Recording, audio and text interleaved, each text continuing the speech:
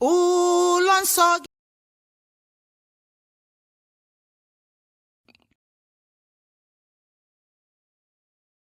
ụlọ nsọ gị Chukwu ka anyị na-abata, bịakwute ya bịa zuru ike.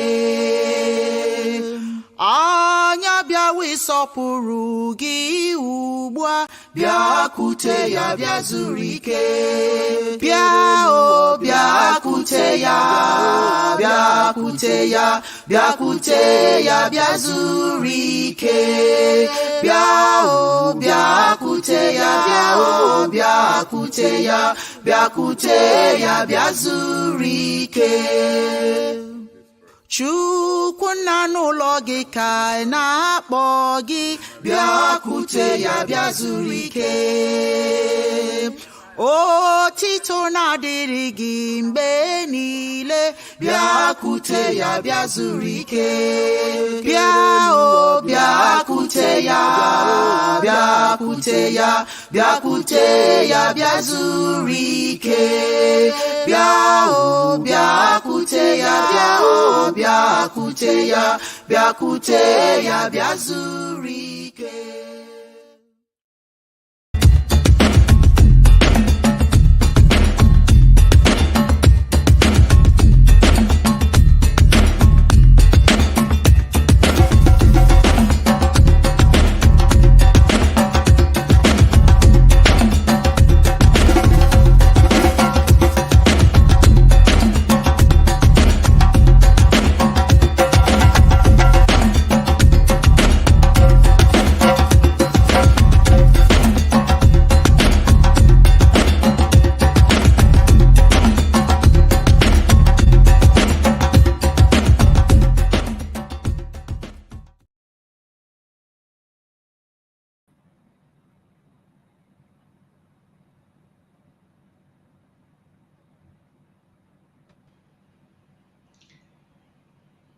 Good morning, Dibia Chedoske, good morning. I was hoping that you lead us in prayer.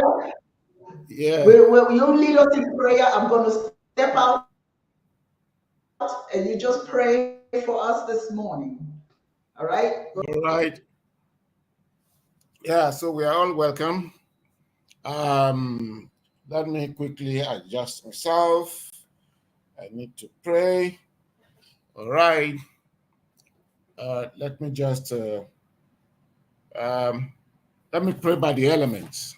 Today is Orie, so let me pray by the elements. Okike kere ụwa, anyị ekele gị ụbọchị taa. Ụbọchị taa bụ Orie, gị nwa kere ụbọchị taa ya bụrụ Orie. Orie wu ikuku. Na-ekene chi na-achị Orie, ndị mmụọ na-achịkọta ikuku. Ikuku bụ onye ozi.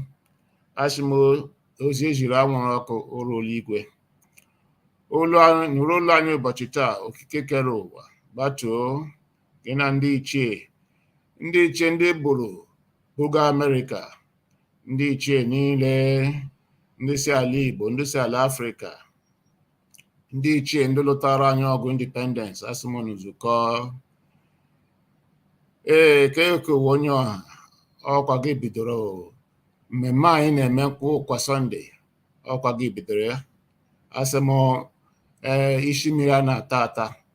Mmemme anyị na-eme kwa Sọnde anyị ezukọ, ọ ya eto. Chiism Mahadum University, ọ ya eto. Chiism Ministry, ọ ya eto. Anyị anụzọ olu anyị ụwa niile gburugburu. Otu aka mkpere na nkwenke ụbọchị taa, sị ka mkpe kwụnso m kwetezo, so gasichara anyị n'ọfọ. Ekene m.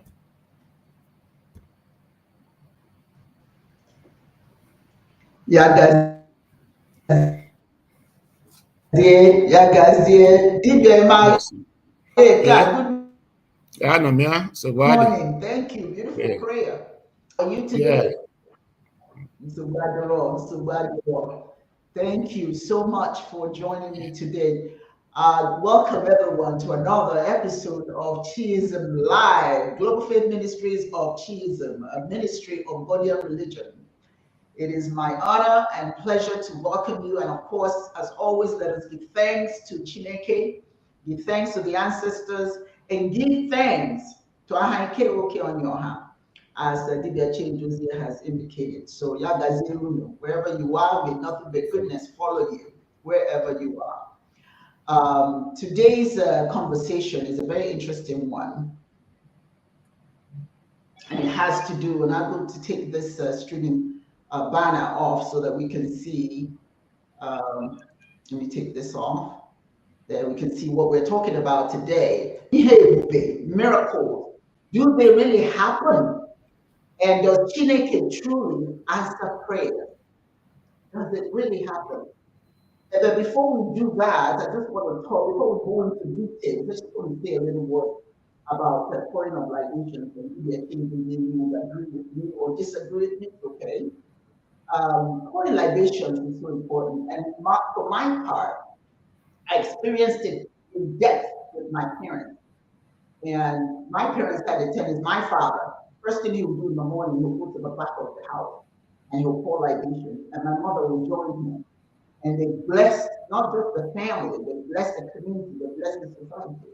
They don't necessarily ask us to join them in these early mornings because a lot of us are sleeping. But for those of us who are alert and awake, we hear them.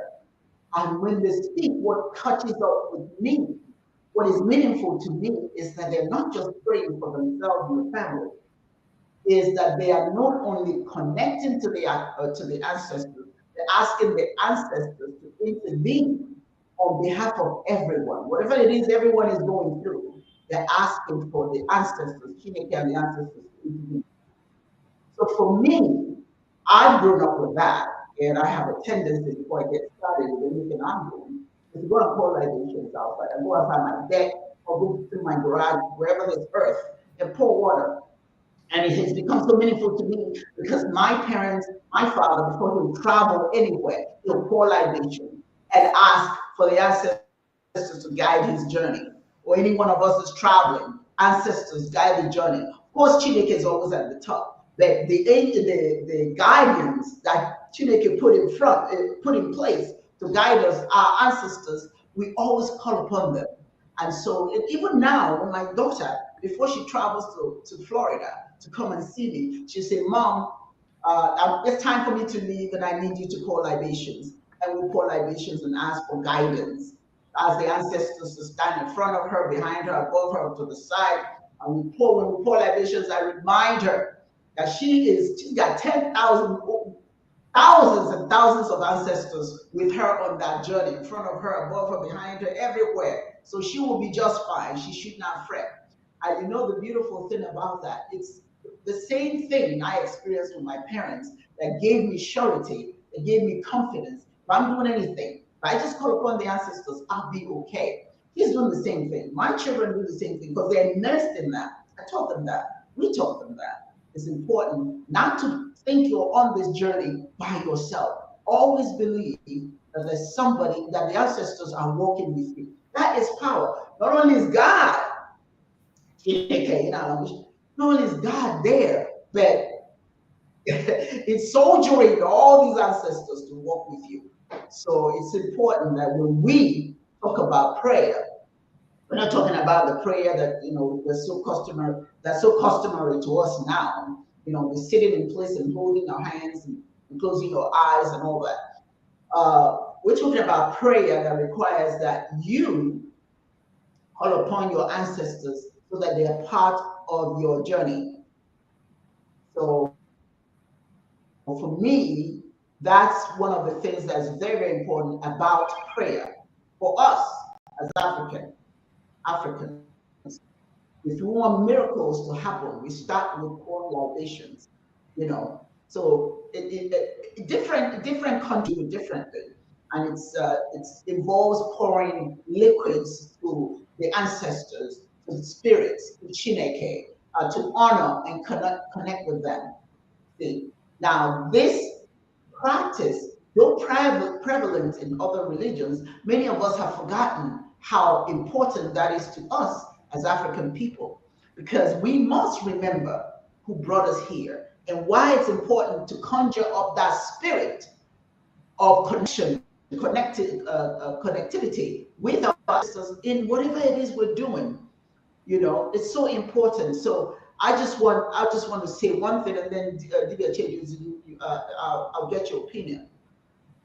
Pouring libations, one of the things that I find as we talk about prayer and the whole concept of miracles is the tangible respect that we give to our ancestors when we pour libations, a sense of gratitude that we must have, you know, and when you connect with the ancestors, when you believe in the spiritual realm, it helps you foster, for me, it fosters a spirit of being supported and guided by those who have come before. So if you want something to happen, it can happen because your mind has to be in a place that you actually believe that what you're asking is going to happen.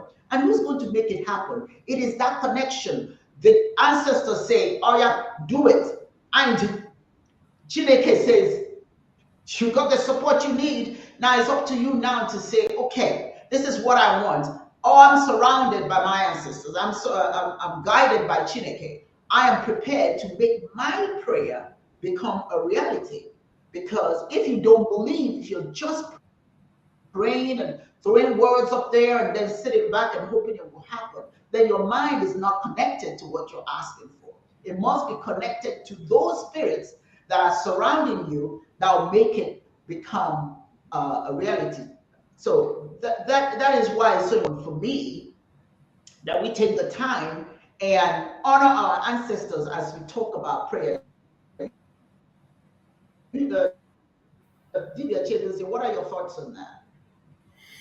Well, for me, you say whether miracles do happen. In fact, I say miracles happen every day. Because for my little understanding, Ihe Ebube, what is the extraordinary, what sounds mysterious. Well, miracles happen every day for me because the world, the universe coming into being is the first and foremost, the greatest miracle that could ever be. Whether we say it is created by God, we say it came through Big Bang, we say it's by evolution, miracle simply means the extraordinarily happened. If you say it's by evolution, then, and the whole thing started with protocells in water. Well, how did protocell multiply and began to magnify, and from it, we are all today visible beings, human beings, animals, vegetation, the wonderful stars, and the edifice we call the universe.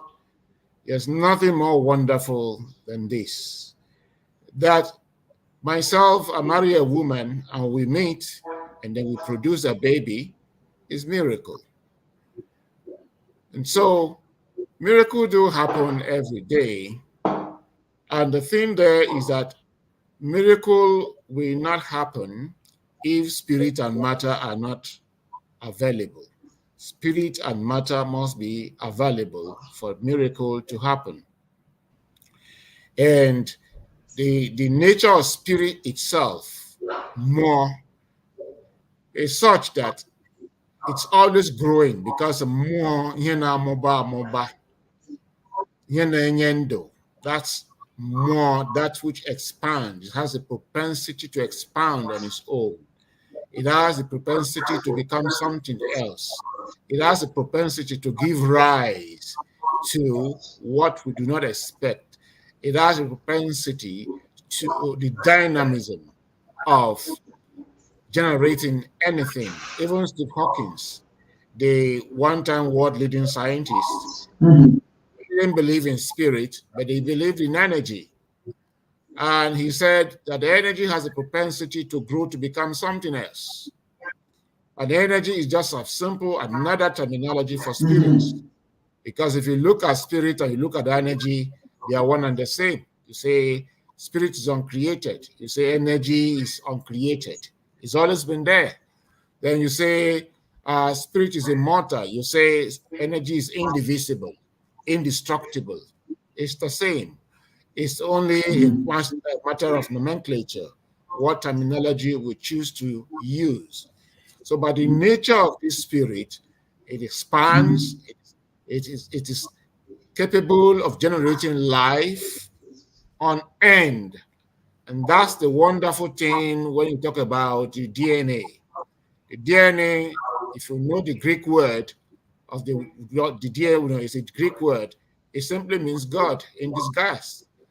Like Darwin, the protagonist of a novel titled In His Image. So he was accused of playing God. And he asked, how was he playing God? He said, he is playing God in the sense that he's clothing human beings. Well, he said he didn't do anything extraordinary that wasn't there before. And they asked him, what did he mean when he said he didn't do anything extraordinary? He said, well, he didn't create the DNA. The DNA was there. He only discovered it. And he didn't give the DNA the characteristics of multiplication, the characteristics of life, giving life, the dynamism of growing to become something else. That the DNA was there and it has its characteristics, it has its nature. He, Darwin, did not create the DNA. He, Darwin, did not endow the DNA with these characteristics. It was ever there before. He only discovered it, and when he discovered it, he sliced it. And when he sliced it, he puts it out there, and it began to do what it used to do. That is miracle by excellence. So the nature of the nature of life force, spirit, energy, is that it has the dynamism, it has the capability of yielding life and of becoming something else. That being so, it means that the universe in itself is capable of yielding things that are beyond the ordinary. And that's what existence means. That is what life means. So when we pour libation, we are acknowledging that we are part and parcel of the spirit force that generated the universe. That is what we are acknowledging. And so, calling on that life force, which we variously call ChinEke, Chukwu Okike Abiama, Ekekeru, Osanobua, Olodumare, and so on, Ubangidi, God, and so on and so forth. When we call that name, for us it is a force. We acknowledge that that we are half spirits and half physical beings. And we are primarily spirits that acquired body to live in this world and for a mission. So we are acknowledging our source. And then we are acknowledging those who have been there, who have been here before us, including our own very selves, because it is not the first time we may be here.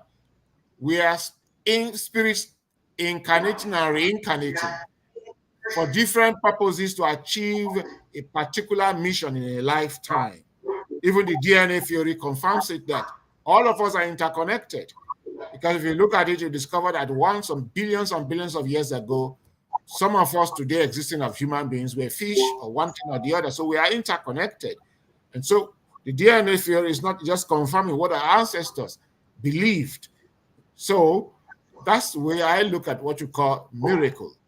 Life in itself is such that the source of life itself is miraculous. It is capable of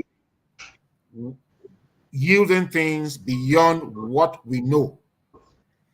So if we have the dynamism of living for 1,000 or 1 million years, we may discover that by the time we wake up in million years to come, 1 million year to come, or a billion years to come, there are certain things that are existing today that will not exist anymore. There are certain things that are not in existence that will exist in future. And there are certain things that have gone extinct that will reappear again. This becomes the way by which the spirit, the universal spirit, begins to regenerate itself and presents itself. And as we live on daily basis,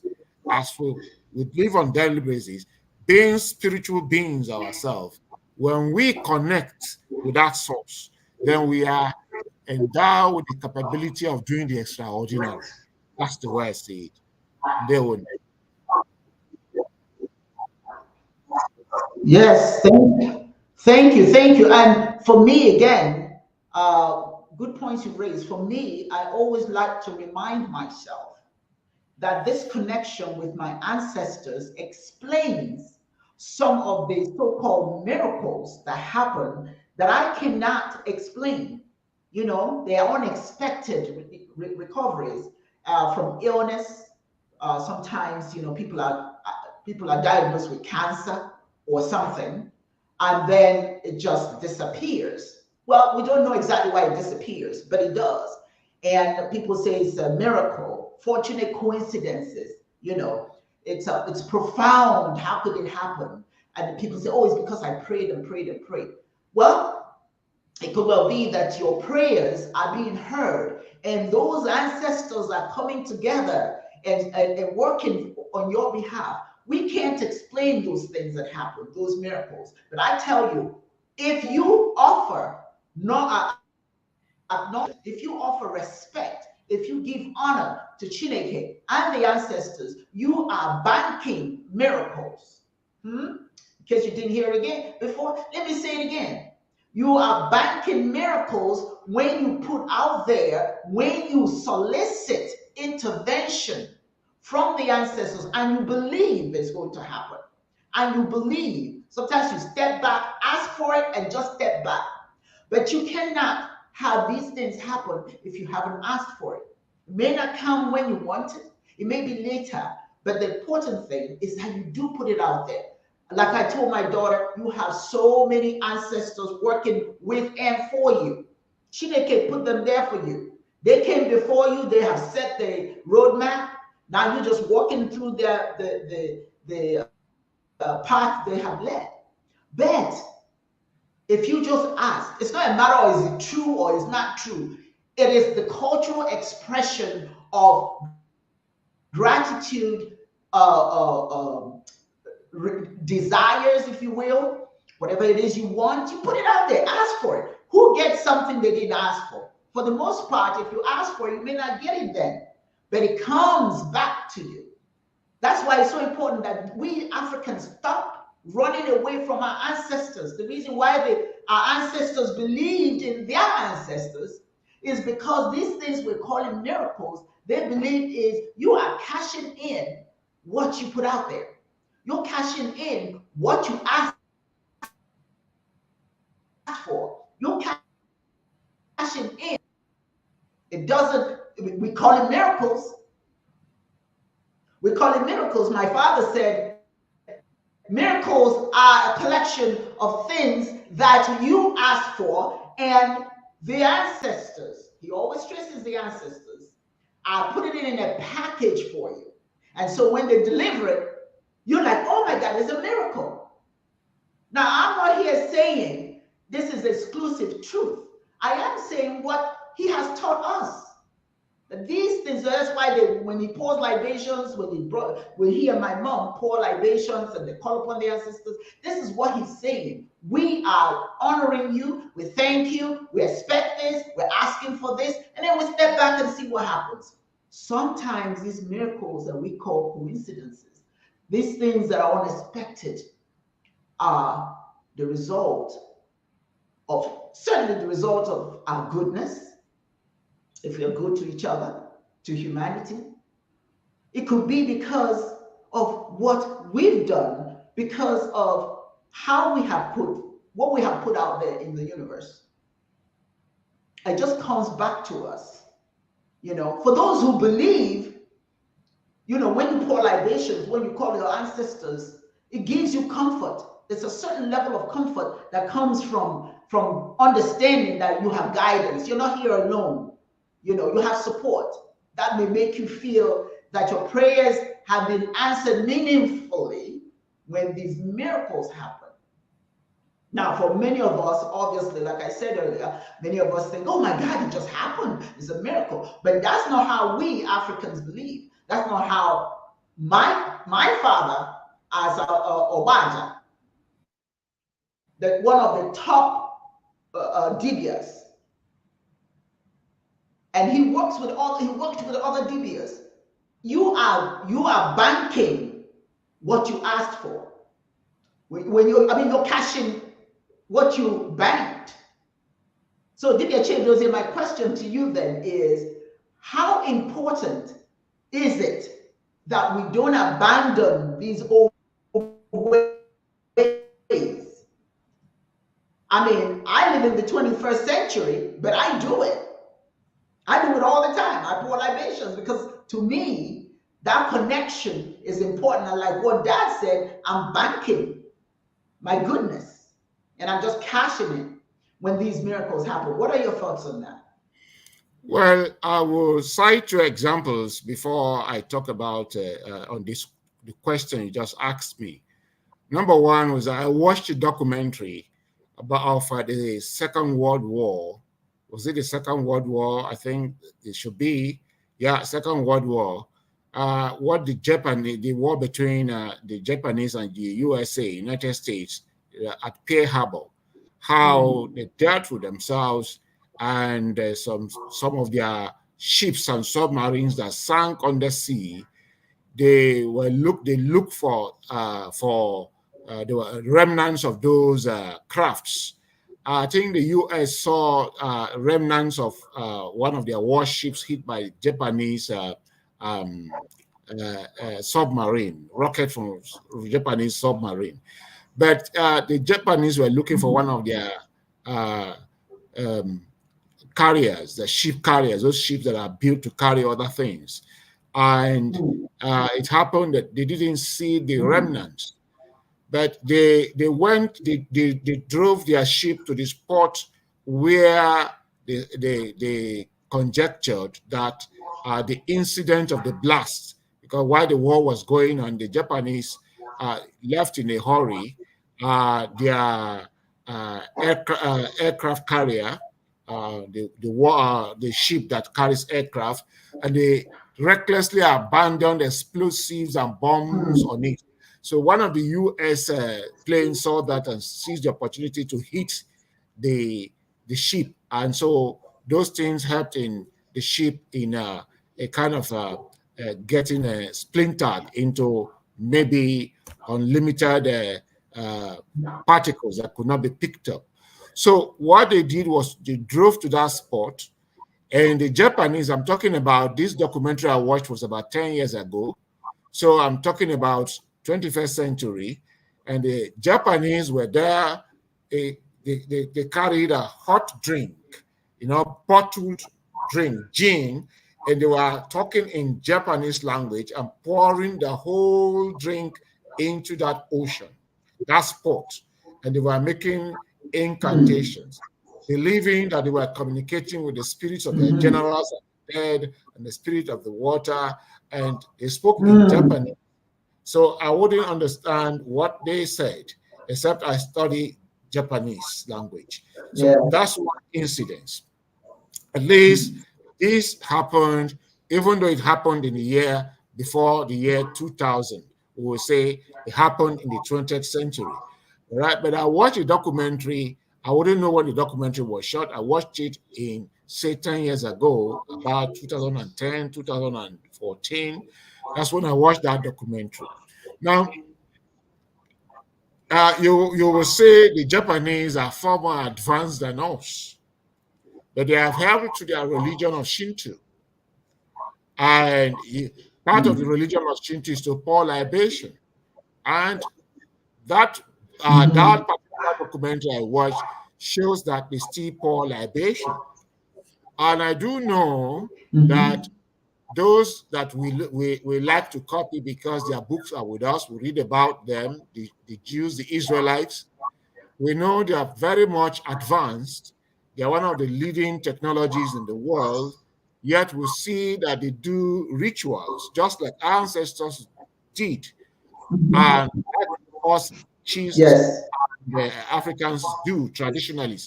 They pour libation, because I remember visiting a particular a priest. He's of the Seventh-day Adventist or something like that. The church, but they practice Jewish tradition.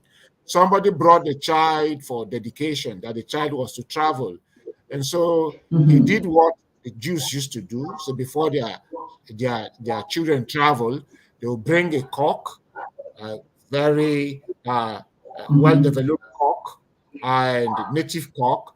They use it to make prayer for the child, rub it over the child's body from head to toe, and fling this way and fling that way, the four corners, fling it to the four corners of the world. And then make prayer, ask the child to speak to the cock. So, and they say whatever is going to happen to the child that is evil has been taken out, and then the neck is severed, the blood touches the ground, and they fling it out. That's what was done for that child, and it's Jewish culture. And they do it till today. So, having spoken about these two incidents, I will now speak to what happened in Things Fall Apart when Okonkwo was under banishment and he was at Mbanta, his maternal place. And then he had experience of his son, Nwonye, his first son, Nwonye, joining the missionaries. And Okonkwo stood overnight, he sat overnight thinking about what the implication of Nwonye joining the missionaries and abandoning the way of tradition, African culture, African spirituality. So he was seated before a fire, and then he sat deep into the middle of the night. And so the fire, it was like in a trance. And so he saw in that trance, he and his ancestors returning to visit the living, because they are the living dead. So those of us who are in existence, came to visit. And when they came, nobody to pour libation to them, nobody to preserve those things that are traditional, that welcome the ancestors.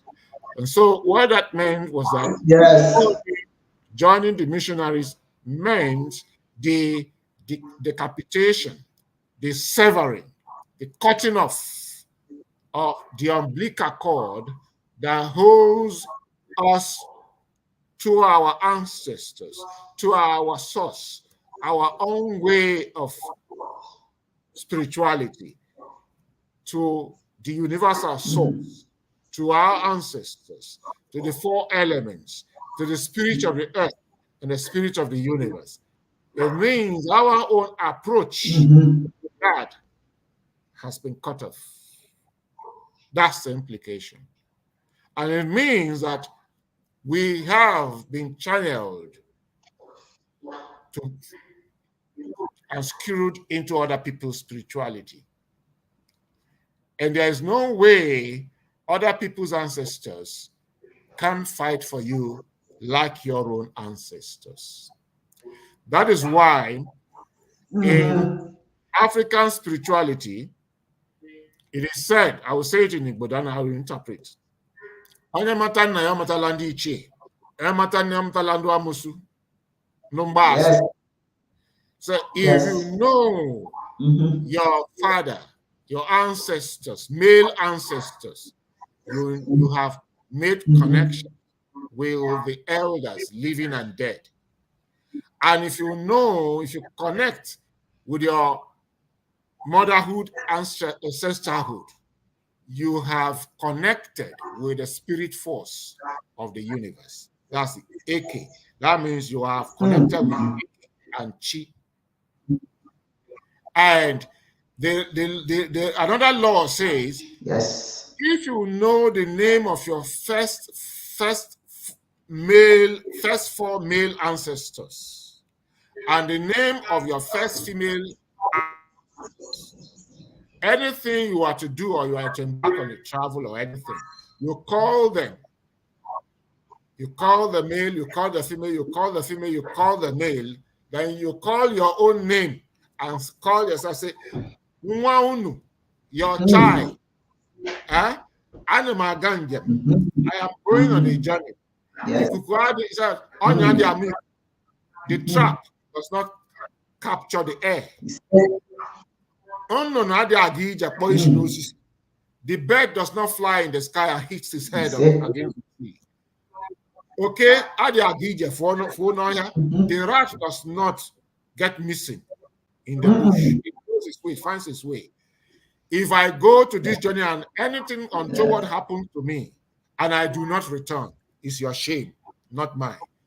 You pour libation, you take out of it, you pour the living out of it. It's a communion. At that time you are going to the journey, you tell them, Bruno Muzo, Soronum, Chedonumazo, let them go before you, let them go with you, let them be behind you, at your right, at your left, above and below, and around you. Then the thing that is that you have given yourself, apart from psychological booster, you have sent forth the spirit force of the earth and your ancestors before you. So you just discover that an Arab will come and the Arab sees you and is looking at you, say, who you be, safe? This kind of person, who you be. So I will round off this story by telling what happened to me. I was then a very young man, and I think I just finished my first degree. I was to go for, I just finished my second degree, master's. And so I was coming from a function. It was Abacha's time. So I was going for a function. I went for a function and I returned late. So my colleagues dropped me at a place, we lived on Obalende then. And Abacha was there still at the Dodon barracks. I think, so I didn't know that the way leading to Radio Nigeria, leading to the passport office, there's a bridge descending. Once it is 8 o'clock, you don't pass in front of that bridge. You pass below the bridge. I didn't know. So I came from the other way and I'm passing in front of the bridge. And that was when I knew that as of that time, just about some 20 meters away from that bridge, there's a barricade, a gate made. When it's exactly 8 o'clock, they seal it up. They bring down this and they cover it. You don't, no car passes, no car comes. There are usually soldiers on guard. So particular soldier will be there on guard. And so that day, I was just passing. I had gone half in front of the bridge. Then I had that voice commanding me, who be that I did go for there? Come here, Damburumba Shege. The first instinct was that I should run. Immediately, I wanted to stamp my feet on the ground and run. The voice came. If you run and take one step forward, you are a dead meat. Stand! And I stood. Turn! I turned. Marched towards him fearlessly. And I said, marched like a military man towards him. So I threw my left leg in front. Pop, pop, pop. And I was going. Then I was 5 meters to the man. The man was shouting, stop there! The voice said, keep going. We are with you. That's what I had. Keep going. We are with you. And his hand was on the trigger. He was struggling to pull the trigger. He couldn't pull the trigger. He was shaking. As I was approaching, he was shaking. When I was right in his front, just a foot divided us. And then the voice said, look at him directly in the eye. I was looking at it. The man lost control. He didn't know. He left his hand. This is how he was. He was looking. He said, the man said, who be you? I want to shoot to my book, but I know fish shoot. Who are be you? I didn't answer. Then he said, the man said, carry yourself, come out for here. So the same, I was listening to that voice. The voice said, turn. And I turned like a military man would turn by the left. Piam! And I started marching the way I came. And that's how I marched into the barracks, our own barracks. The man said, hey, Tamburu Bashegis, who are there for this world? Well, it was not, that's a miracle, because if that night, I wouldn't be here talking today. Thank you. That's a very interesting story. Yes, indeed, miracles do happen. I I watched a video that I thought was so interesting, and because for me, as I indicated earlier, I believe that the miracles happen because of what we've done, because of the prayers we've offered, the libations we've poured. You may have your own way of looking at it, and that's perfectly okay. That's why ChinEke is, we say, is all knowing or everywhere. So there's so much diversity in how we think and how we do things. But this video showed a woman, a pregnant woman. She was in front, she was behind another lady who was buying something. So at the counter, the other lady is buying something, or rather paying for what she's buying. And the pregnant lady is standing behind her, waiting patiently. Once the lady was done paying and the pregnant woman stepped forward, I believe it was a car that drove through the window, the glass of the store, and some big wood fell. And if that woman had been standing there, she would have been killed. But immediately she stepped forward, that thing happened. Is that a miracle? Well, of course it's a miracle. But then the question is, what are miracles? Is it divine intervention? Some people would say it's divine intervention, but how did that divine intervention happen? And like I told you, my father was saying, what you put out there comes back to you. If you ask for protection and you put it out there, when it's time for your protection to happen, it would happen. You're banking what you're going to take out from your account. So that's why it's so important that sometimes the miracle that happens for someone else may be our own demise based on what we've done. If you're cruel and if you're doing bad things to others, that's what you're putting out there. And if something bad happens to you, let's say for instance, now, and I'm not saying, this is a supposition on my part, but let's say for instance, that woman that thing could have killed, missed her and hit someone else and killed that person instead. Now you're going to ask, whose miracle is it? Is it her miracle? Of course it's her miracle. But how about the guy who got killed? And that's why, good, bad, or indifferent, we are told, don't speak ill of anyone. Think nothing but goodness, because that's what you're putting out there. It may come back. That negativity, that ill that you want for somebody else may well be what you get. You see? So for that other person, that's a miracle, but for you, that's payback. That's payback for what you've done. So, but we as African people have to revert back to some of those belief systems that yielded what we wanted. At least this is how our ancestors, my ancestors, according to that's how they justified miracles. It is the ancestors, it is ChinEke and the ancestors paying you back for the good deeds you've done, for the positive things you've said, for help, and trusting in them to give you that help. So these little miracles happen. It certainly is different in different cultures. Different cultures think differently, but some people, obviously, it's based on a religious framework, and also their understanding of the world. For us, understanding of the world, how do you explain these things? That's the thing. How did our ancestors explain things? And that's why, quite frankly, we get so confused, because we are battling how our ancestors explain things for how other people's ancestors explain things. Yes, there's science. Science can explain a lot of things, but science gets stumped sometimes. Science can't explain everything. If they could, you'll find it in a book. But even some scientists will tell you that just some things that they don't understand, and they just say it's act of faith. It has to do with faith. It's your faith, because they can't explain it. They can't explain it. But faith is a powerful thing. But faith, it all depends on what do you have faith in. What do you have faith in? What do you put your faith in? Because, like I said, you are going to get back what you put out there. That miracle you're looking for, how are you asking for it? How are you going out looking for it?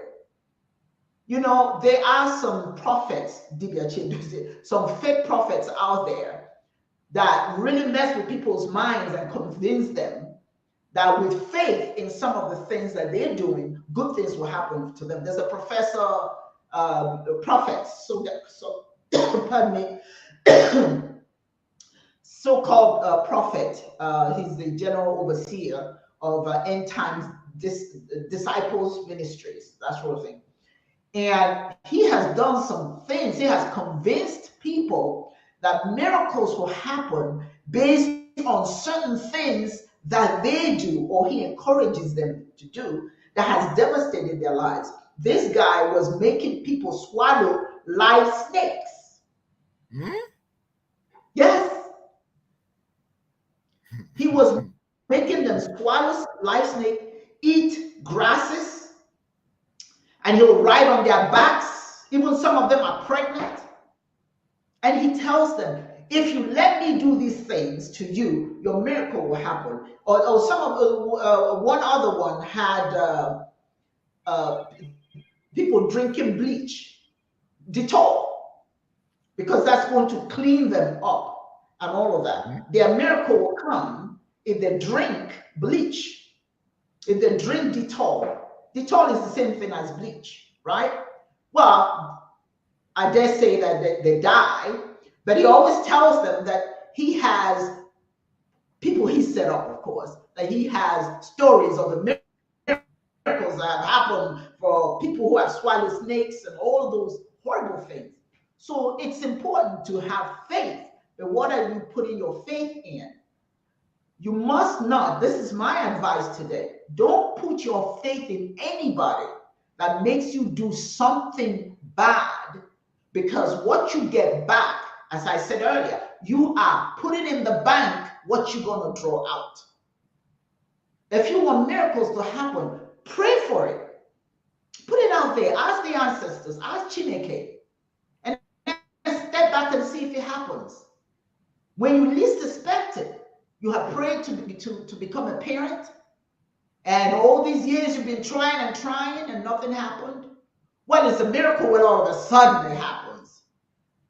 A man who's not expected to have children impregnates a woman. That's a miracle. How did that happen? How did that happen? Sometimes science can explain it, but a lot of times science can't. So science is a good thing, but science doesn't always explain everything. So it's really very, very important that we understand that connection we have with our ancestors may help us on our journey to get what we want in our lives. You know, but don't put your faith in these people who are out there to give you money, to take money from you, to convince you that if you pray for this and you do this and you do that, this miracle will happen. That's not how, at least from my understanding, it's not how miracles happen. The miracle that may happen to you may not be what you want, as I indicated. Now you think about that. If you allow a snake, a live snake, a poisonous snake into you, it wouldn't even get to your throat before it bites you, obviously. That would kill you for the most part. And he made people do that. He made pregnant people lay down because they're having difficulty with their pregnancies. And he convinced them that if he steps on their backs, if he steps on the pregnant woman's back, the baby will be healthier. Come on. And this is happening. If a pastor will say, if I rape your wife, she'll get pregnant. Well, here's the thing. She may well get pregnant, but that's not a miracle. It's probably simply because dad can't get you pregnant. Your husband can't get you pregnant. And that's why you can't have a baby. But this pastor may well be able to get you pregnant, and then the baby comes. Oh, it's a miracle. Now, how many of those men will go and do to make sure that it's their child? They'll believe it's their child. They're not going to do a DNA test. Well, this miracle has happened. But you're not stopping to think that the miracle is what he did to you. It's not really a miracle, so to speak. You know, so we need to be careful what we believe, who we put our trust in, what we ask for. As I indicated earlier, do not ask for bad things for other people. Always wish them well. Now, what they do themselves, what they're putting out there is what will come back to them. It doesn't have to come from you, because it may backfire on you. Goodness is what we seek in life. Our ancestors always told us, if you're not for what you seek, so shall you find. If you want goodness, that's what you're going to find. If your intention is to do bad things and hurt others, that's what you're going to get. If you're not for, listen to what I just said to you. If you're not for what you see, Divya Child, is it not true? Yeah. It's Is like that reaping not what true? you sow. Oh yeah, no. Oh yeah. So if you're talking about miracles that happen may not be for you. It may be for that person that you're putting negative things out there for, and then you inherit what you prayed and asked for. For that person, it's a miracle that their lives is saved, but for you, it's payback, as I indicated earlier. So it's so important that we understand the point, at least from an African perspective, what miracles are. We can't explain all of it, but yes, miracles do happen. There's so many experiences that people will share with you to tell you, I can't believe this happened. The gentleman who he's been in 6 years, I think, 6 years, he had been in the streets, homeless.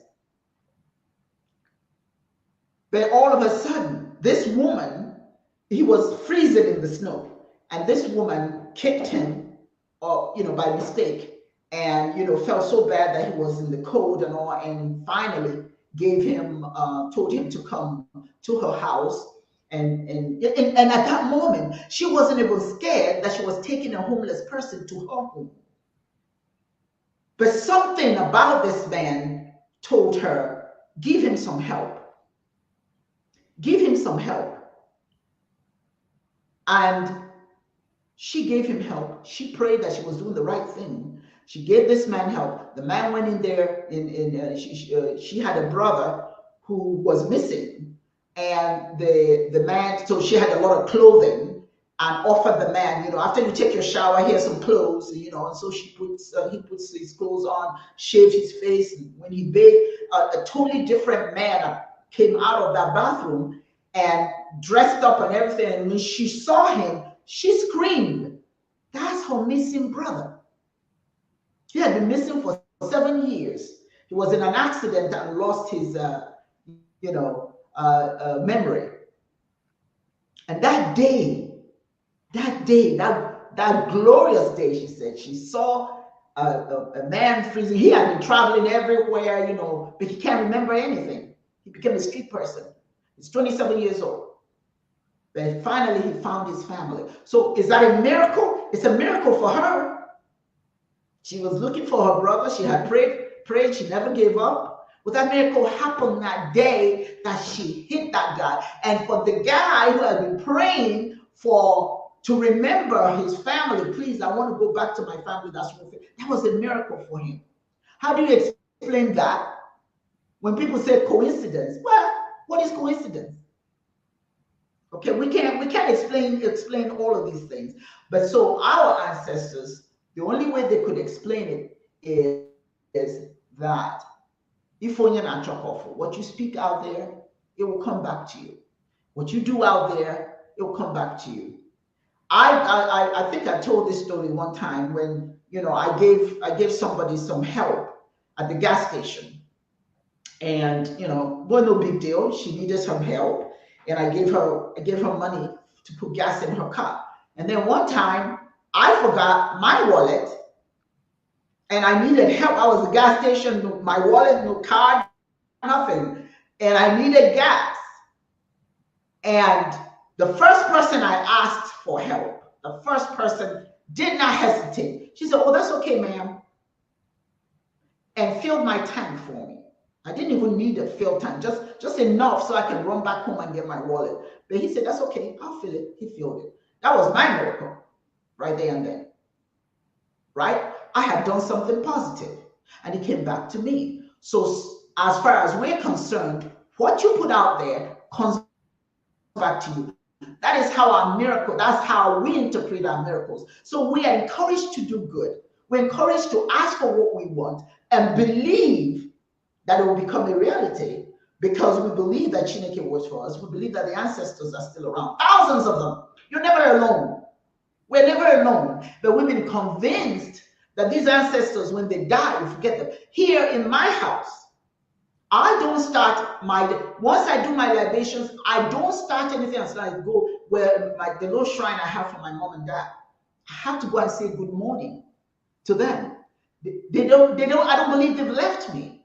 Their spirit is still around. And it helps me heal from not having them physically around, but the fact that I can talk to them and tell them, "Please, mom, dad, hey, you brought me to this world. I don't think you want to see me suffer. Continue to support me, blah, blah, blah." And it gives me this sense of comfort when I leave, when I'm going anywhere. I know I've asked for what I want. I might not get it right away, but I'll get it. The protection that I've asked, then I'm confident. Go and do what you have to do. Don't worry about it. You've already asked for it. It's going to happen. It's going to happen. I did a grant recently for a company in Florida. It was for $100,000. And she called me and she says, "Oh, this grant available. Please, can you do it?" It had to go in within 6 days. 6 days. I didn't have that much time. But she was desperate, because what they were going to do is to help help with the hurricane in Florida, Hurricane Ian or whatever, in Florida. And she desperately needed the money. And somebody told her to give me a call. But I only had 6 days. And when you're writing a grant, you have to have a whole lot more than 6 days. Sometimes you need 3 months, 6 months to write a grant. But I said I poured libations before I started writing it. This is no hyperbole. This is true. And I said, "You know what? This money, ChinEke, is going to go and help people in desperate need. Help me write it properly. Help me write it properly." I didn't get any sleep. I think maybe about 4 a.m. I was still writing, because I only had 6 days. And then after I finished it on the 6th day, we sent it out, and I prayed that I had done the right thing. And 2 weeks later, she called me screaming. She got the grant. She couldn't believe it. That's my miracle. I prayed for it. It was a miracle, because it shouldn't have happened. I didn't have enough time. But I did the best I could with it. I made sure that I met the requirements of the proposal, and it worked. It worked because I asked for it. That was a miracle, but I asked for it. So if you want anything to happen, it may not happen immediately, but if you believe enough, so just praying is not enough. Remember, put out what you want and act accordingly. You have a responsibility to do the right things, do the right things for others, be a support system for your friends, your family, whomsoever. All those things are a result, will give you the miracle you're looking for. Am I right? Am I wrong, Divya Chiduzi? Yeah, you said it all. Okay, Divya. You said it right. You said it all. Okay, Divya. But I can gather one very important thing fact from what you've said. That is to say, if you are to stand on the path of miracle, then you must walk on the path of equity and justice, of onogu. Bear no grudge to anyone. Like we wake up and we pray, and before we pray, we say, Ejimofo Nogu. With clean hands I come, with clean conscience I come. Yes. I stand on fairness and justice. Ndo azu, ndo mmiri, the life of fish and water. The river will not dry and the fish will not die. I wish no one bad. However, the seed you sow, you will reap. That's the way it is.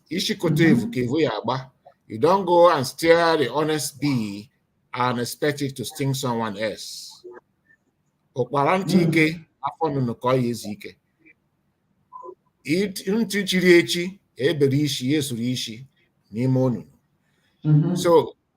we must to stand on the path of miracle. We must stand on the path of fairness and justice. Wishing no one bad. Doing what we ought to do without fear and favor. Doing it without expecting reward. Doing it because we ought to do it. And here I warn, for the fact that we are good does not mean that evil will not happen to us. But when it does, the way we escape from that evil that might have eaten us up is a miracle. That we stand on the path of miracle does not mean we will not labor. It does not mean that we will not follow regularities, laws. We have to obey the laws. We have to follow the period of gestation.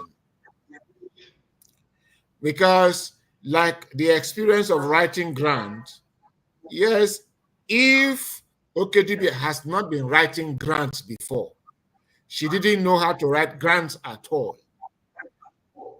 And she didn't consult anybody. She just wrote whatever anybody will write without writing the correct things, addressing the right things, putting the right notes. Well, I wouldn't expect miracle to happen. If it does happen, I would say it's injustice, because miracle for me does not happen on a path of injustice. All right, though we may manipulate things. That's like the other pastor. What he does is that he is manipulating people. And to do that, he has some other mechanism he's using to manipulate people. The first instance, he manipulates their mind, which is what I call collective hypnotism. There must be something that he has done where he worships, so that when you enter that place, if your psyche is below what he has done, that he easily controls you. But if your psyche is above it, you don't agree with him, and if you don't, there's no need arguing with a man in his own house, so you walk away.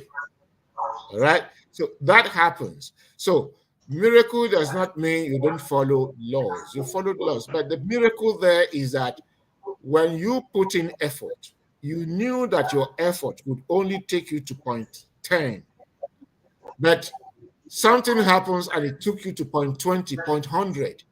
That extra is the miracle.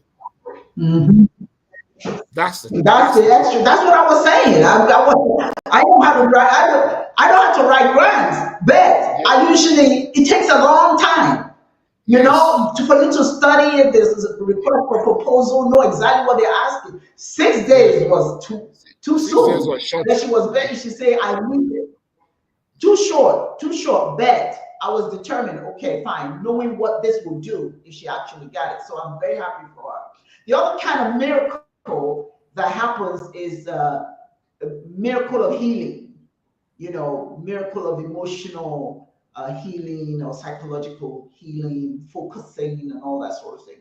That, you know, you have people, or sometimes they attribute it to drugs, when somebody is mentally ill and all of a sudden, you know, they seem to get their faculty back together. And yes, so to some degree,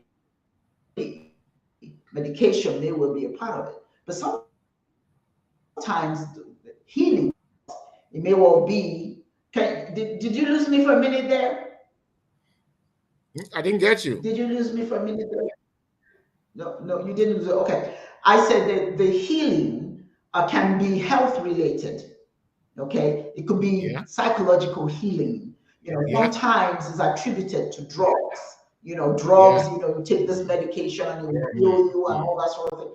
But not always necessarily. There are people who have changed their lifestyle, who have changed what they eat, who have become, they meditate, who have become in tune with their bodies and connect with the ancestors, connect with ChinEke and all that, all those extra things.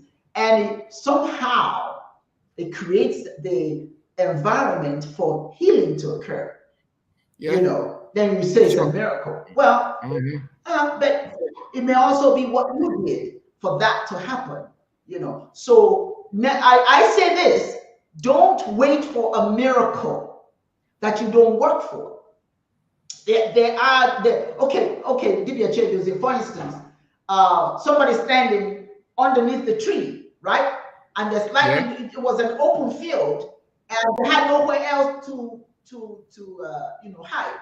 So what did they do? They ran and stood under the tree while there was lightning. And right where they were standing, the lightning struck the tree and cut it in half. The side where they were standing did not get impacted, but the other side was just destroyed. Now that you can call a miracle. But what caused that miracle?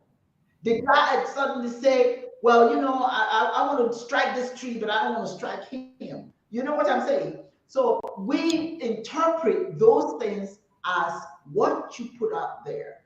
Miracles will come to you as a result of what you put out there, what you contributed to maybe your fellow human being, to nature, and all sorts of things. There are so many things that our ancestors interpreted, not in a complicated way, but simply. But here's the idea. The idea is to make you understand simple things. So without the complication, you get to do the right things. They didn't make it too complicated. Isn't that a proverb? It is. It's a proverb that says, you do good things, that miracle of good will come to you. It positions your mind. See, this is what this is what really makes me sad about my people who have abandoned the beauty, the power, if you will, of being connected to your culture. Listen, the world is a serendipity. The world is interconnected. I get that. But you don't throw the baby out with the dirty bathwater. You don't. There's something good about that baby. After you bathe your child, you pour out the dirty water and keep the child. So if there's anything wrong with our culture, give it a bath. But hold on to the good part of it. When you let everything go, you throw in the baby out. And that baby you're throwing out is your culture. There's so many good things. So many good things. I took some African Americans home with me and we went to see a Dibia. Well, it was interesting to watch him work. And he had all of them, they were telling him stories about their lives and he was interpreting it for them. Now, was he telling them the truth? Well, maybe he was. But what was working is that he convinced them that everything you're saying that you want, you already have it. It will happen.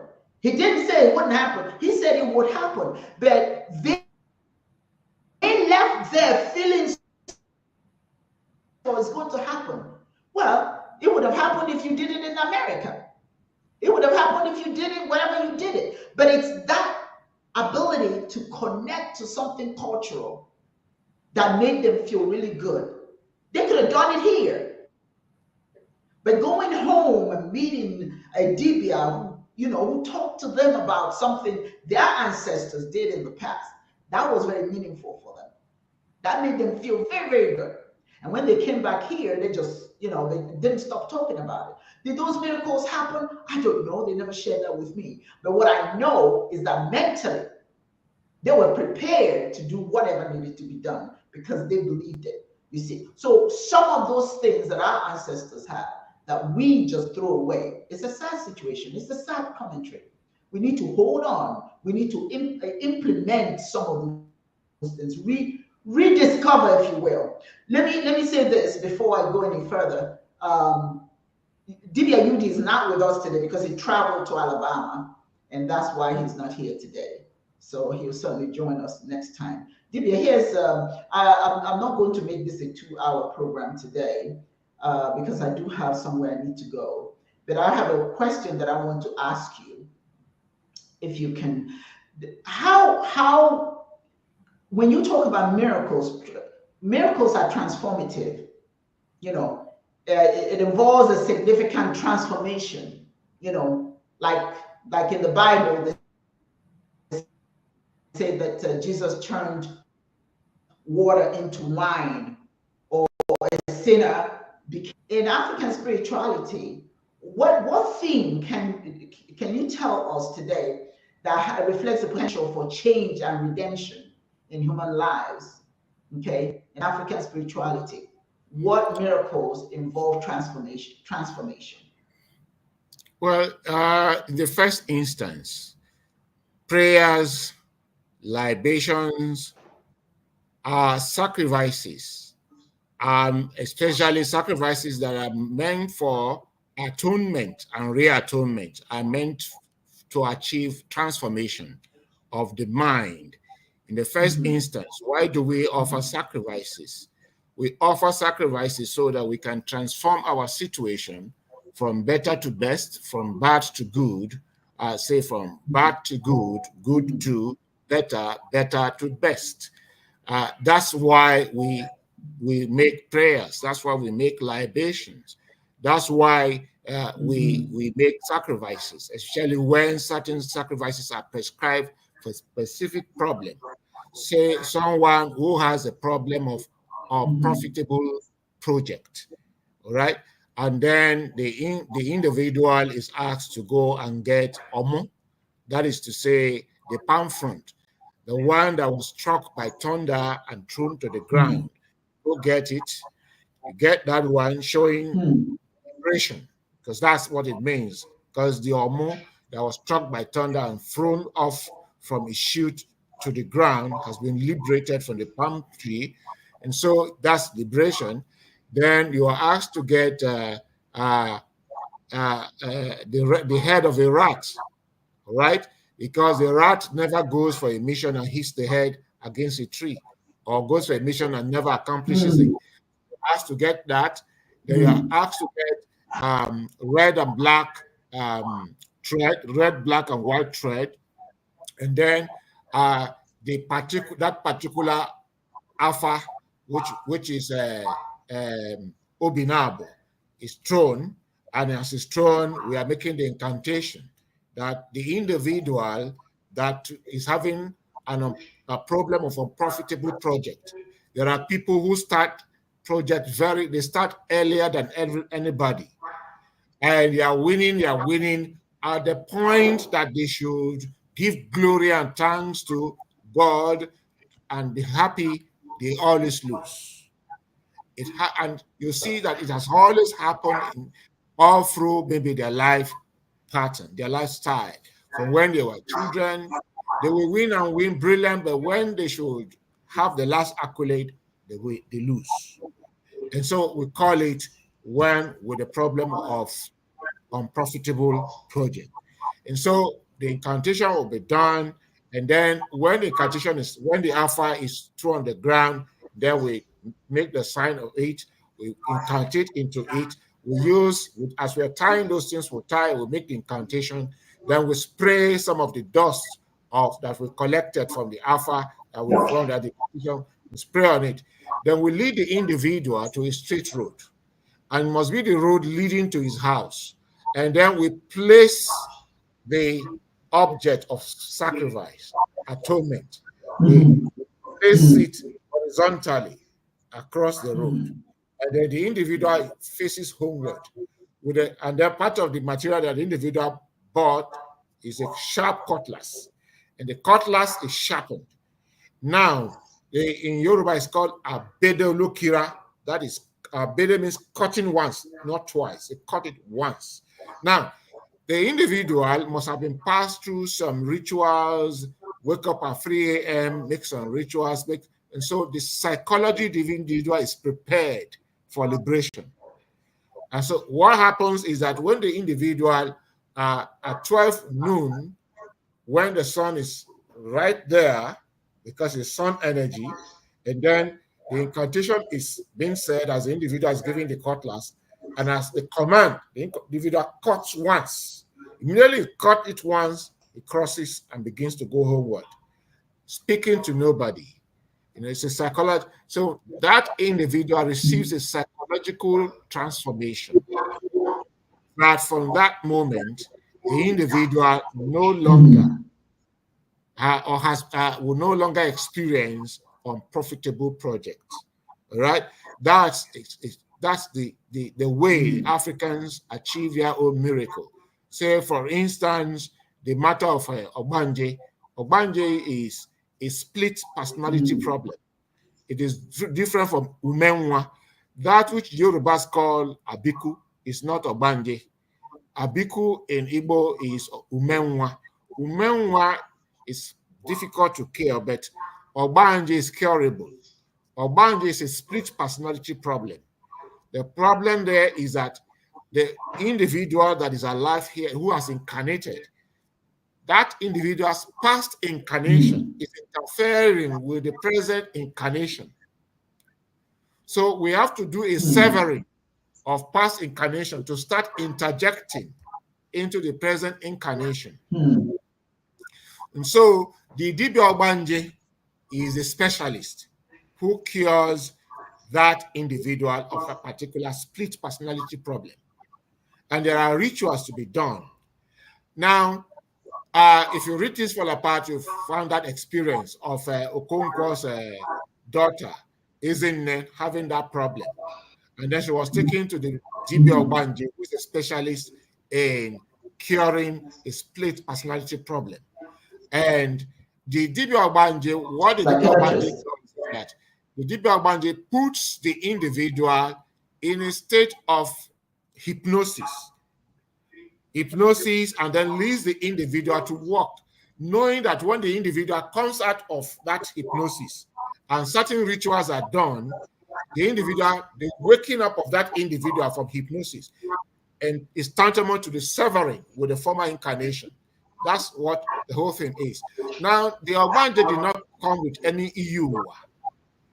The conjuring of Iyuwa done by the Dibia Ogbanje through the act of Marogo. And that of Marogo is using imagination to conjure different things. The Dibia Ogbanje would have called the Ogbanje, questioned him or her, know her likes and dislikes, and the particular color that that individual likes.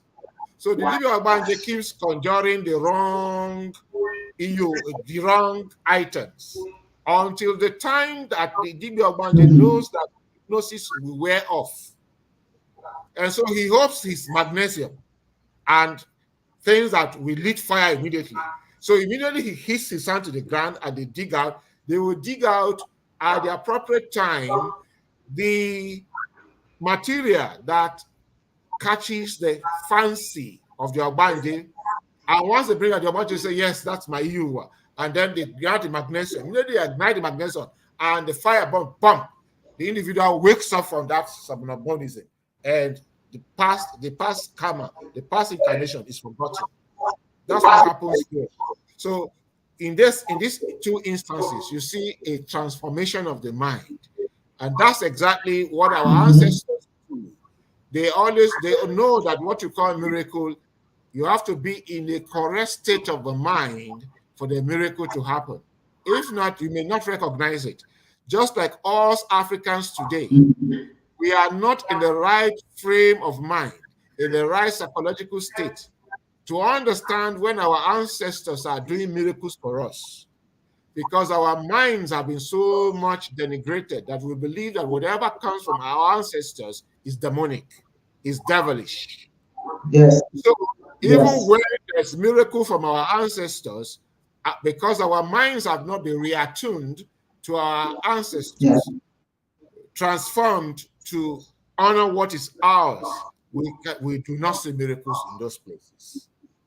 And if the miracle Yeah. are to be presented, if the miracle are to be done presented in our own with our own medium, then we will use a foreign medium to cover it. That's what is happening with the churches today in Africa. Yes. The medium they are Yes. using is African, but the medium they are using for presentation is foreign. That's the matter we have to deal with. That's another thing, another mind transformation that we are working on right now on this program. They won't.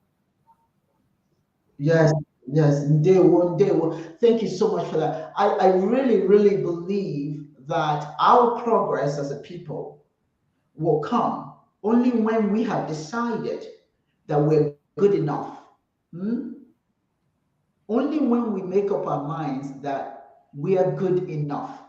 Our thoughts, our practices are just as good. We're not saying that we should not.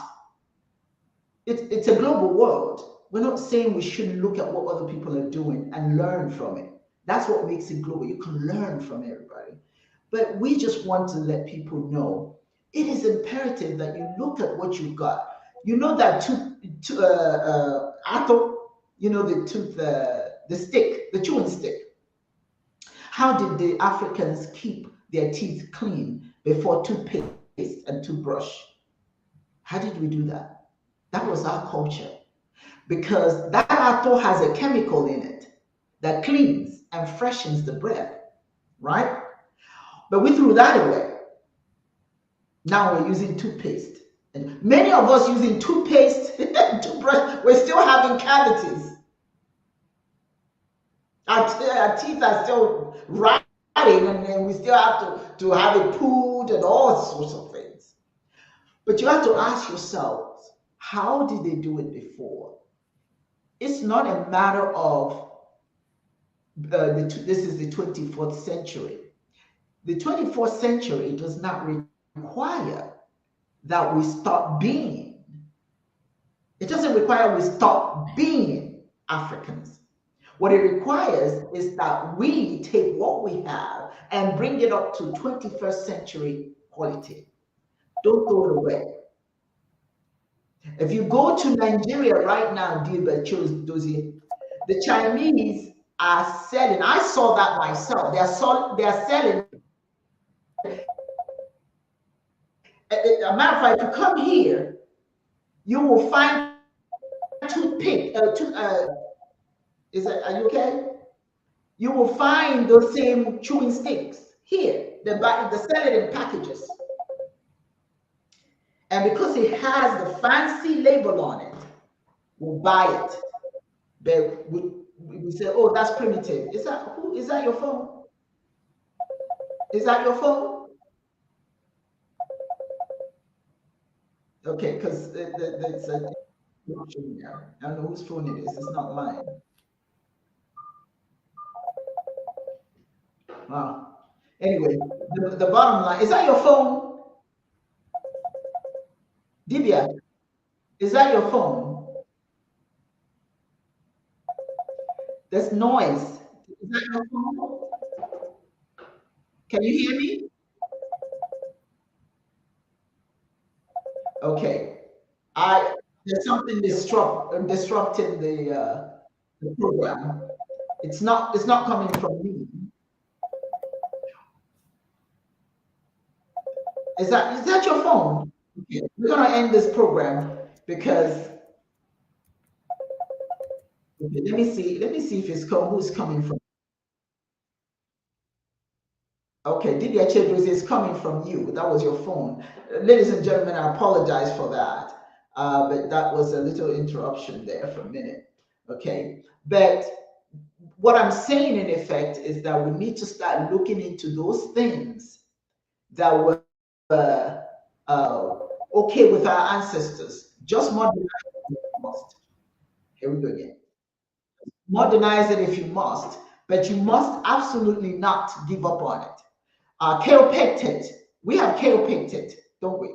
Right? We have kaopectate. If you grind the kaopectate, add a little water, and your stomach is upset, and that's the chalk.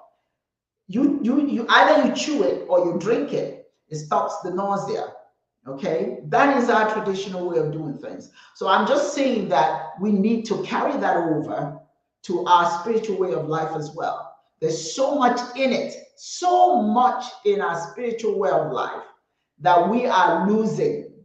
And no matter what it is that you have, you can incorporate it, in what you're doing. You can incorporate a spiritual way of doing things.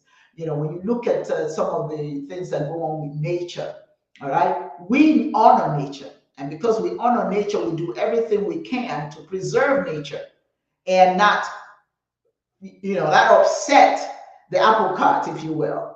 That's why I think I've shared this before. You cannot cut a tree in our community. You can't just cut a tree without pouring libations and asking for permission to do it, because in the whole scheme of things, nature is part. That tree is part of nature. That tree is part of God's ChinEke's creations. So you just don't have the right to just cut it. We don't kill for the purpose of killing for gain. Africans don't do that. We just didn't. We did it for the purpose of using that game for food. Okay, but not just for fun, like people here use hunting for sport. You're just killing for nothing, So they're just some things that we have a little bit more insight that we need to reclaim and not just follow what other people are doing. And because when we follow them, we leave a little bit of ourselves on the table. Okay, it is nothing wrong with being a part of the world, but just don't lose yourself in the process. That's the reason why the Chinese are successful in what they do, because they honor who they are, they honor their own things. That every part of the world, many world cultures are doing very well.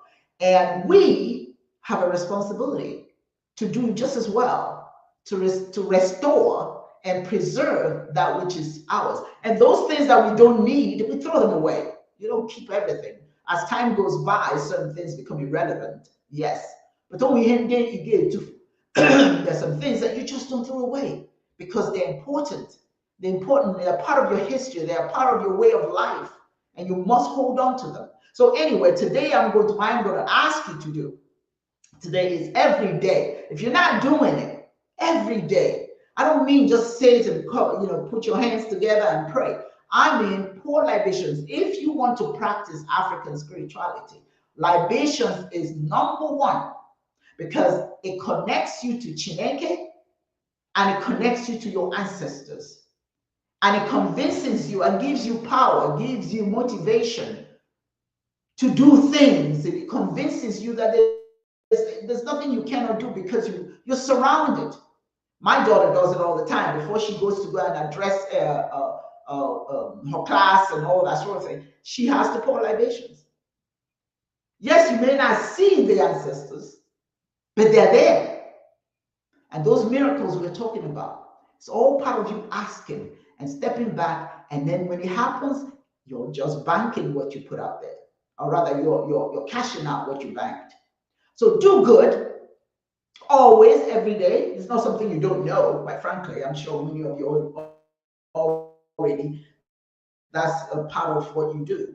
Do good. Speak good of other people. Pour libations. Honor your ancestors. Honor your parents.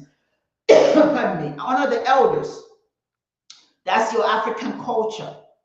That's part of your spiritual culture. Your spiritual culture is not going to church and making noise and dancing and all that stuff. Dancing, yeah, well, we do that. But I'm talking about, just praising and praising and praising. You praise till you're blue in the face. Asking that you're doing the right things. You're asking the ancestors to come around you.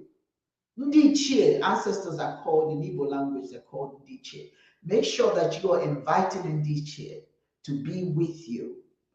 Whatever you're doing, when you get up in the morning, pour libations, preferably go outside, put your feet on the ground, and ask for what you want. Welcome the ancestors into your space, ask them to walk with you, and then with confidence, with holy boldness, just go into your challenging world. You'll be fine. You'll be fine because you've already asked for what you want. And you're not just sitting there and praying. You have asked the army of ancestors to walk with you, thousands of them every day. But you see, they don't come around. We don't believe they come around if you don't call them. That's why when we pour libations, you call out the names of your ancestors. Because if you want them to come around, if you want them to continue to be relevant in your life, you got to call them. That's why I call my parents every morning. Before I do anything, I go and say good morning to them. And before I go to bed, I say good night to them. So miracles happen if you do the right things. If you ask for it, if you consult with your ancestors, consult with ChinEke, when it's time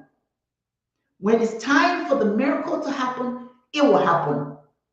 When it's time for the miracle to happen, it will happen. It'll happen when you want it, but as long as you put it out there, it will happen. Chiism, welcome back. I don't know what happened. You lost. Internet challenges there? No, someone was calling me on WhatsApp. I put my phone on airplane mode, but because my WhatsApp is connected to my computer, so it was ringing on the computer. So the only way I could stop it is to restart. Okay, I see. Okay, so anyway, I was just talking about sort of like to end the program today. It's just a reminder to our people, there's nothing wrong with your belief system whatsoever. As a matter of fact, there are people from all over the world going to Africa to learn about your ways, and they're embracing it. If you go to when they have the Oshun festival, there's so many people from all over the world that come to that Oshun festival. You know why? Because they admire your culture. They admire your culture. What we're throwing away, other people value. If you go to South America, there's a large Ifa communities there. You see, so African spirituality is powerful to others. We need to find that power. We need to realign with that power. We need to be a part of that power. We need to understand that that power is there. We are the original people. We started it all. You cannot leave what you have. We're the only people that, people come into our space and take what we have and turn around and sell it back to us, and we think we've got something new. We need to hold on to what we have. And I do apologize all this shakiness with the streaming. We're going to go to a different kind of streaming platform, because we kind of, this one, for whatever reason, every single Sunday we have this kind of challenges. But nonetheless, Dibia Chedozie, do you have anything, closing remarks that you would like to make at this point? I would say, with clean hands, equity and justice, good heart, clean heart, and mission focus, mission and vision. Say, come back home to the word of your ancestors. Within African spirituality, trace spirituality from your source. All right. It did not say when you are African, then if you are Yoruba, you should go to the Igbo and start searching for your source. Or that when you are Igbo, if from Mkporo, you should start from Okigwe to search for your source. No, start from your place of birth, your ancestralhood. And for the African Americans, trace your ancestralhood. Use your DNA, trace your ancestralhood to the right place. And when you get there, connect with a family. And the family that through help of others, that they are in the right channel of African spirituality, connect with them, begin to practice with them, and explore the goodies in the word of our ancestors. So to round up, like I used to say, my wife used to say, Mhm. this your Africanity. Who nobody worships with you, only you. You wake Mhm. up. I say, when the time comes, the right notes will be hit. Mhm. And it didn't take long. She said, we talked about that. I joined Chiism Mahadum. We are talking. So my voice is being heard worldwide. That's the beauty. That's the miracle. And I became HOD, and a lot of things. People said, what can he do? He doesn't. This is an austere time. He can't do anything. Well, they said it 3 weeks later. Somebody, our next student, just walked in and said, "Oh, Prof, you are the HOD now. I'm going to transform the office." So the HOD office is being transformed. Even my own office is being affected. Secretary's office is being transformed and is the best, best since this department was established in 1966. There is the transformation. The office is wearing new look, new cabinets, photocopier, television, 2 televisions, AC, everything being transformed. It has never been as good as that before. So that's miracle. And that's what I enjoy working with ancestors. All right. So I am not afraid of Yeah. anything. Yes. Yeah. So I know Yes. that whatever happens is going to Yes. happen. It's That's, going to happen. So that's it. Thank you. that's, that. You're welcome. Thank you. Yeah, yeah. Yes. Yes. Miracles happen, but let's look at it from the perspective of who we are. You know, you know what I dream of sometimes. We're trying to. There's a building I'm trying to acquire for Chiism. Pray, pour libations. It's a small building, but it's lovely. It's here, and we're just going to transform it. And the whole purpose is it's where, because I've got a lot of people who want to come and be a part of it. We're going to be pouring libations. That it's really what it's for, to connect people with their ancestors when they come with pictures of their ancestors and tell stories about their ancestors, who they were, what they did, and how they are similar to their ancestors. We pour libations and and maybe give 1 or 2 messages for them. And so I'm meeting with the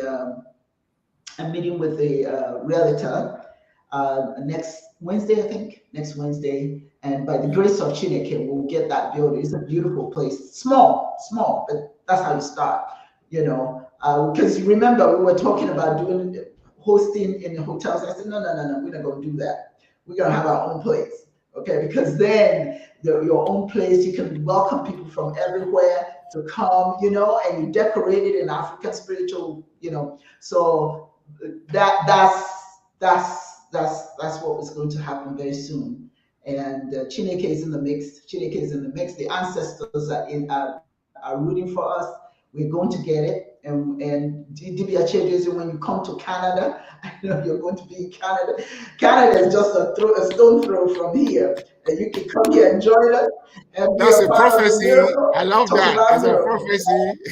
Yeah.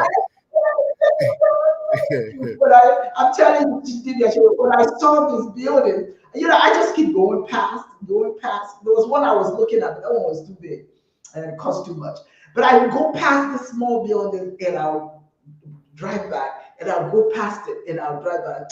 I said, and that's how I got my first home in Michigan. I looked at that little place and I said, you know what? It has beautiful land around it. It's close to the street, but it doesn't have any much buildings around it. It's quite the buildings are spaced out. But I just kept looking at this little place. I said, "Oh my God, what we can do there!" So the realtor took me there inside, and we're just gonna knock down the walls and make it open, and just make it a beautiful, beautiful African spiritual. Oh, I can't even wait to begin. But that's what it's all about, just taking what belongs to us, and just make it our own thing. I have nothing against anybody doing whatever they're doing, but we just need our own space. I have this family right here in Georgia. She calls me. She says, "Well, is it ready yet? Is it ready yet?" Because she has been going around, trying to find a spiritual place to be a part of. She had attended some of our spiritual meetings in the past, And so she contacted me. She wanted to know, are we still hosting that? She wants to come. And there were several church members who want to come. I said, we're getting ready now. We're getting ready for it. See, Divya Chedo said, you know what I said earlier? You put out there, you pray for what you want. But you got to pray for it. You have to ask for it. And in the middle of, yes, and in the middle of that, yeah, projection. And in the middle of that, do good. Do good for others. Do good for others. And I try every day of my life to be a good stewardship of Chiism, okay? To do good by other people so that will come back to me. And it looks like it's about to come back to us. And so ChinEke is working. Put it out there. Go for it. There's nothing that you want that you cannot have. There really isn't. There's nothing that you need that doesn't already exist. You know, everything that you want already exists. You know, who wants something that doesn't exist? You may not see it, but if you ask for it, and if you do the right things as you're asking for it, it will come back to you. And that's what we're about. That's how our miracles happen.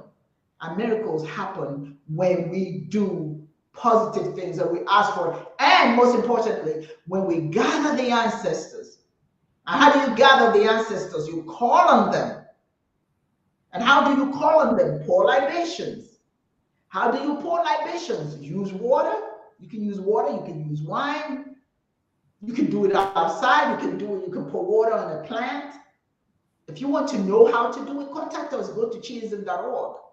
Our email is there if you want to know a little bit more how to pour libations. Or there are so many people who pour libations. They are all on YouTube. You can learn from that. You know, there's no bad way to pour libations, you know. So, but do it. Make it a practice. And if you do enough times and you remember to honor ChinEke, honor the ancestors. If you say talk, ask, miracles, your miracle will become a reality. So I don't know what you plan to do there from now on, my brothers and sisters. I would hope that it would include pouring libations. And if you have parents who have passed away, Divya Chedo, I have to say this. Oftentimes, we abandon our parents. It's the worst thing anybody can do, is to abandon, because your parents are the pathway that you got here. Whether they are bad or good, they brought you here.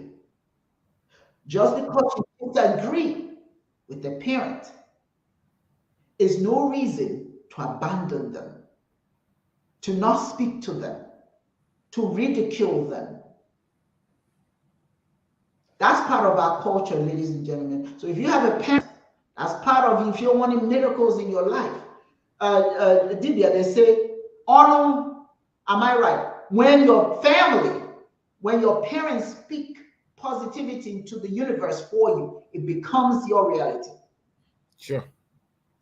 When your parents, there is nobody in this world that can do more for you than your parents. If your parents are no good, if they are doing drugs and all that, can get them some help. Get them some help. Don't abandon the path that brought you here. That's part of those miracles I'm talking about. You pray for your parents. You pray for those in your family that are not doing well. Pray for them.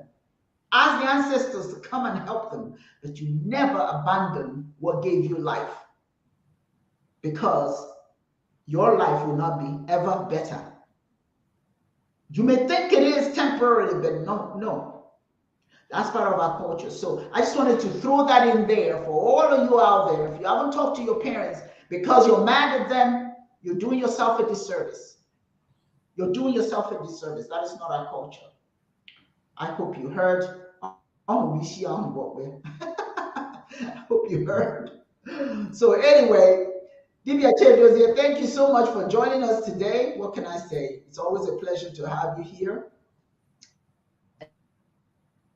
And I hope that I enjoyed today's session, and I hope everybody else did. Again, next Sunday. Ndewonu. Next Sunday, obviously, we're going to have the videos. I hope that you're going there. Everyone, I hope you're going to our website, to Global Faith Ministries and of Chiism on Facebook. We have the videos of different topics that we discuss, and feel free to ask questions about those questions, the topics, and we'll have a conversation with you. So anyway, I thank you all. I have an appointment that I have to go to, and so I'm going to say good day to all of you and wish you well. And remember, tomorrow, before you get anything going, please pour your libations and connect with ChinEke and the ancestors. And so it is Dibia Chedeze. I have to go. Thank you so very much for being here. We'll talk soon. And good night good day to everyone. Yagazienu. Yagazie. Ndewonu. Yagazienu.